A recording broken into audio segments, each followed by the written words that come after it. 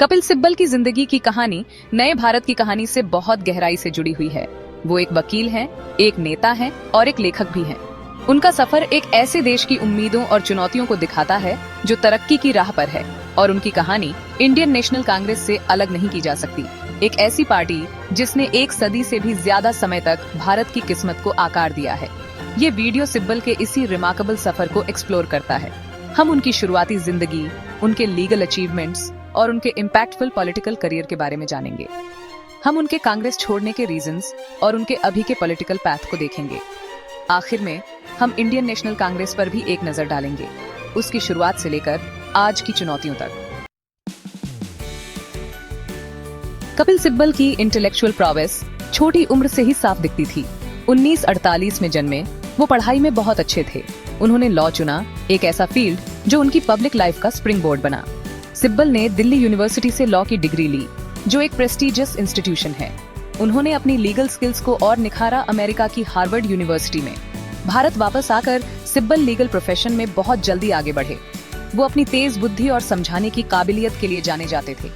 1999 में उन्हें additional solicitor general of India बनाया गया, जो उनकी लीगल एक्यूमेन का सबूत था।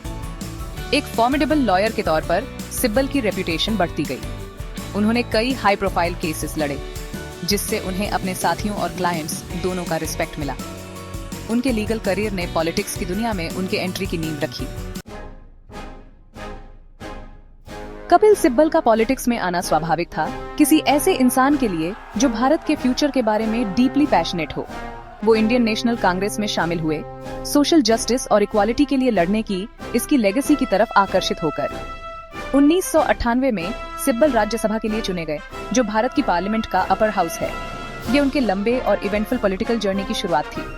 सिब्बल की वाकपटुता और लीगल एक्सपर्टीज ने उन्हें कांग्रेस पार्टी के लिए एक वैल्यूएबल एसेट बना दिया।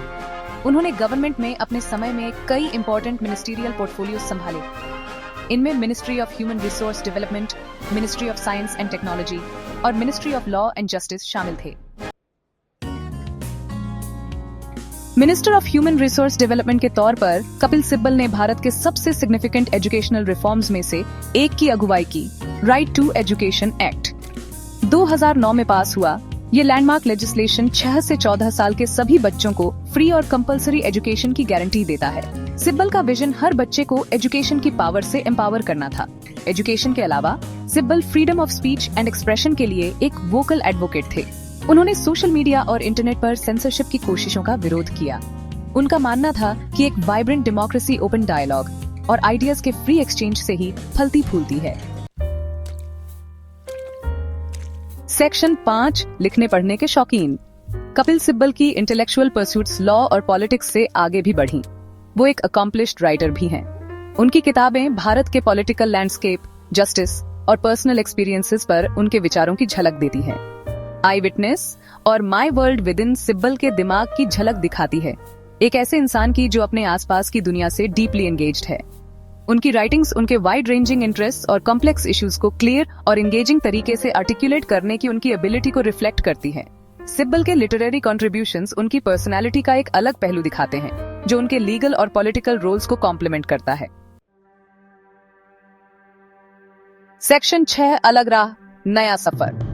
2022 में कपिल सिब्बल ने इंडियन नेशनल कांग्रेस छोड़ने का सिग्निफिकेंट डिसीजन लिया। इस मूव ने कई लोगों को सरप्राइज किया।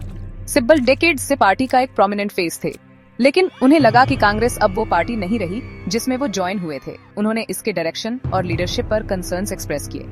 कांग्रेस से सिब्बल का जाना उनके पॉलिटिकल जर्नी का एक नया चैप्टर था।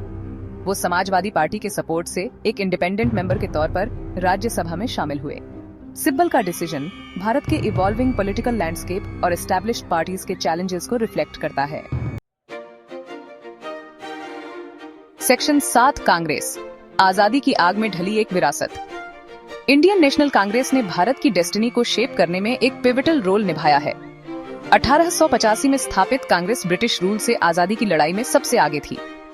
महात्मा गांधी, जवाहरलाल नेहरू और सरदार वल्लभ भाई पटेल जैसे लीडर्स ने कांग्रेस के बैनर तले देश को एकजुट किया।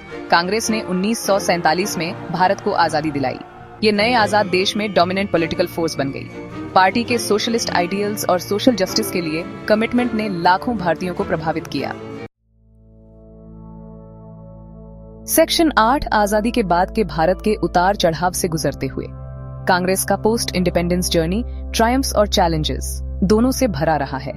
पार्टी ने भारत को उसके शुरुआती सालों में लीड किया, नेशन बिल्डिंग और सोशल अपलिफ्टमेंट के लिए पॉलिसीज इंप्लीमेंट की, लेकिन उसे इकोनॉमिक इश्यूज को हैंडल करने के तरीके और करप्शन के एलिगेशंस के लिए क्रिटिसिज्म का भी सामना करना पड़ा।